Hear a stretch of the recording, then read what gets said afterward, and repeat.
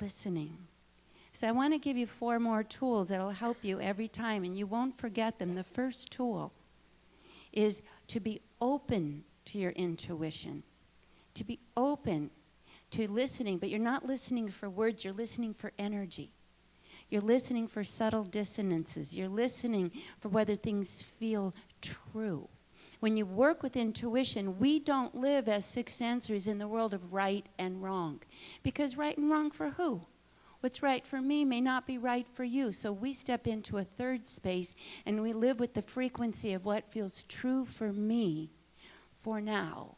Because intuition is a moment to moment to moment tracking of energy as life is being created. So when you begin to listen for energy, so it comes here and here.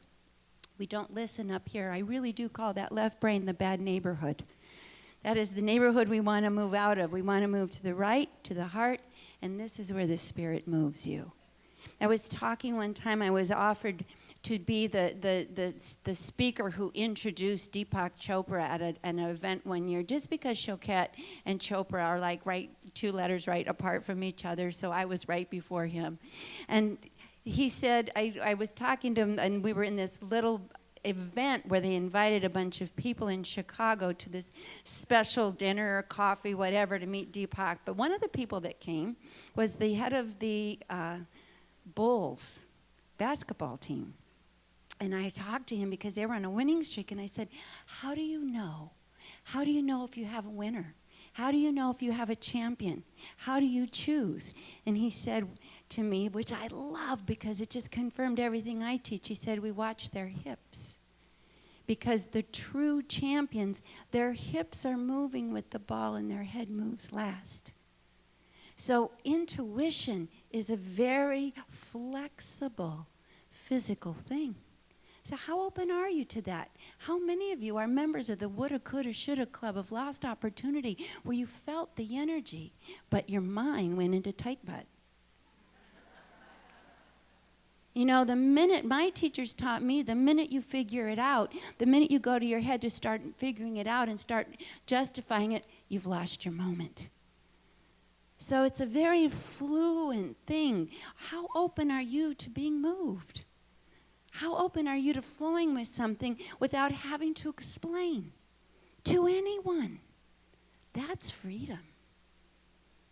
That's freedom. When we start thinking, how many people say when they come to my workshops, how do I know? It's like, you don't. You don't need to know. You feel it. You go beyond intellect. You feel it. If you feel an energy, you're feeling something. It's real. Now, what prevents us from feeling is that we're not open to feeling. We're so defended. We don't want people to get close to us. We don't want them to see our flaws. We don't want them to see our vulnerabilities. We don't want them to see our weaknesses. So how can you feel anything? So the very, very, very first thing to do is make peace with your human experience. All of our human experience is going to have flaws. We're going to have vulnerabilities. We're going to mess up. We're going to make mistakes. That doesn't mean it's who we are. Those are just our experiences. But if we keep layering and layering and presenting an artificial self, we're not open to our spirit. We're just managing our chaos and trying to package it so it looks pretty. And you know what that feels like in the world? And you may know this very well. If anybody has ever been to an arcade and you get in the bump cars in the arcade and it's like, oh, we're supposed to have fun, and you all get in these cars and you slam into one another and you slam into, and we're like, oh, we're having fun, and slam, and some just get really intense and go, and others like freak out to the edge, and then everybody gets up and goes, oh, that was so fun. That's what it's like when our egos are slamming into one another. But if you really want to live an intuitive life, you have to have the courage to be open to who you are. You have to have the courage to be available to who you are. And the word courage, by the way, comes from the French word cœur, which means heart. So to have courage means to drop out of that intellectual fight, flight, flees, control, crazy bump cars experience and drop into a place that really is authentic and genuine. Undefended, because you really know your spirit. That's our great work now. That's the great work of the planet.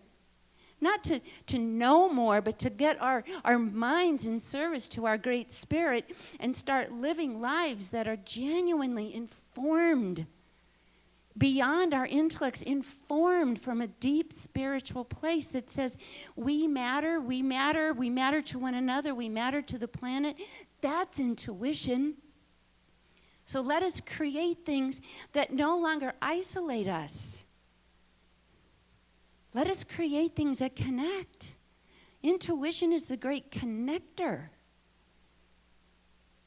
So it's wonderful that we have all these fabulous things that we've manifested, but if all we are having is an artificial life, we miss it. So the message is to be open to your spirit, to be open to letting it become available to you, to be open to letting it become available to life and to people. The second thing is to actually expect that your spirit knows a lot. It knows a lot more than what you read about and what you've heard or what you've watched. It knows what's true for you, and you feel it in your bones. It's subtle. It's a or an ah or an oh or a ah, but it's there. And if we don't deaden ourselves with every externally oriented, numbing experience we can find, we can feel it. So we have to move away from our electronical worlds, and we have to move away from our telephones and our short circuit, got to have an instant hit from the outside, just a little bit. I mean, I'm all for all of it, but where's that moment to feel?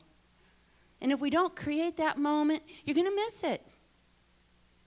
Intuition is not another clever thing to have on your checklist. It's a connection to yourself, to your true nature.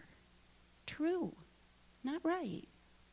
And it's so creative because your true nature is here to create incredible things. Experiences, relationships, wonderful ways to heal your own lives and the planet, but you have to be available and expect that what you feel is real.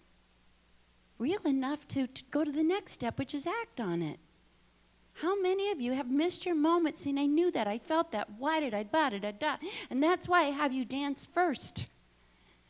I'm not going to pour information into an already overloaded brain. You need to move.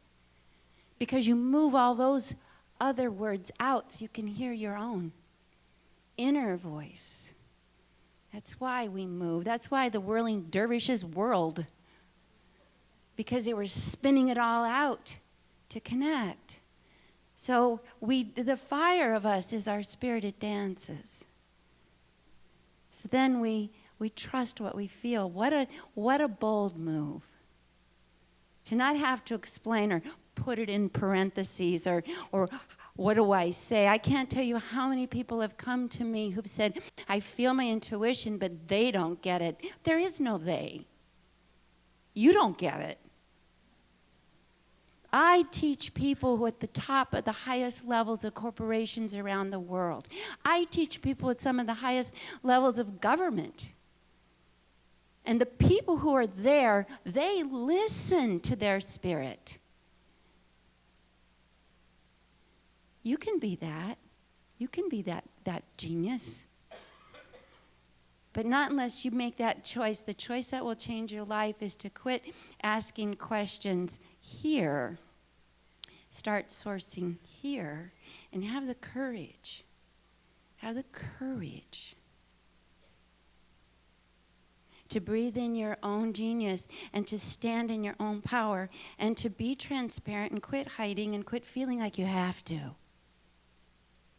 To listen, but not with your brain, to listen with your body, to listen with your heart, to listen with your breath. Breathe. Definition of intuition is pay attention. But what are you paying attention to? Breathe.